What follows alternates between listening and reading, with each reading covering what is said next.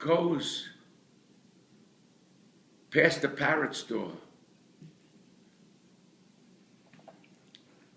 and the parrot has got no legs.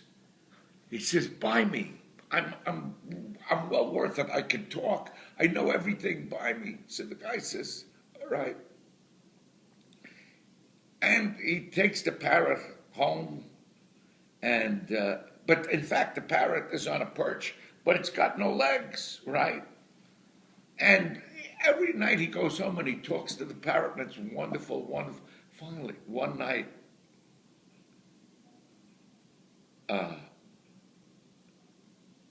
he comes home and he sees the parrot's on the floor. He's laying on the floor. He says, "What happened?" He says, "Well, the milkman came, and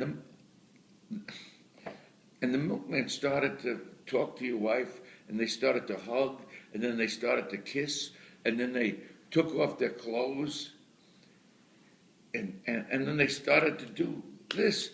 She says, "Well, so how come you fell off the perch?" He says,